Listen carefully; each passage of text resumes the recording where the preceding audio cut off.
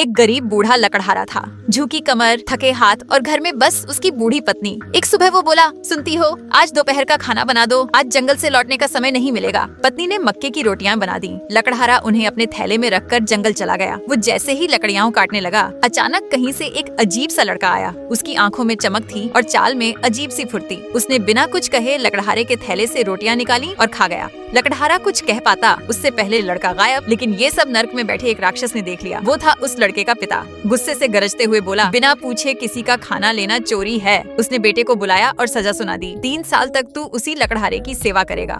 लड़का वापस आया। उसने लकड़हारे को सब कुछ सच सच बता दिया। लकड़हारे ने सुना और मुस्कुरा दिया। कोई बात नहीं बेटा, अगर तुम्हारा पेट भर गया तो मेरे लिए वही काफी है। ये सुनते ही लड़के की आंखें झुक गईं शर्म से। लकड़हारा अपने काम में लग गया। सुबह से शाम तक वो सिर्फ एक पेड़ ही काट पाया। लड़के ने दूर से देखा, फिर उसने कुछ बुदबुदाया और जादू कर दिया। पल भर में पूरा जंगल साफ। इतनी लकड़ियां इकट्ठा हो गईं कि 20 बैल भी उन्हें खींच नहीं सकते थे। लड़के ने लकड़हारे को उस ढेर पर बैठाया और सब कुछ उठाकर सीधे उसके घर पहुंचा दिया। लकड़ियां इतनी ज्यादा थीं कि पूरे गांव की जरूरत पूरी हो गई। लकड़हारा पहली बार ढेर सारा पैसा कमा पाया। अगले दिन दोनों राजा के दरबार पहुंचे। काम मिला अनाज की सफाई। ऐसा ढेर जिसे 100 लोग महीनों में साफ करते। लड़के ने अपने छोटे पैरों को 2-4 बार जमीन पर पटका और पल भर में सारा अनाज साफ। इतना ही नहीं, हर दाने को अलग अलग ढेर में भी बांट दिया। राजा खुश हो गया। क्या इनाम चाहिए? लड़के ने कहा। बस एक बड़ी बोरी गेहूं। राजा हंस पड़ा। जब चाहो ले जाना। लड़का घर आया। पुरानी चादरें, फटे पर्दे सब इकट्ठा किए। एक हफ्ते में एक विशाल बोरी सिली, इतनी बड़ी कि देखने वालों की आंखें खुली रह गईं। महल पहुंचे।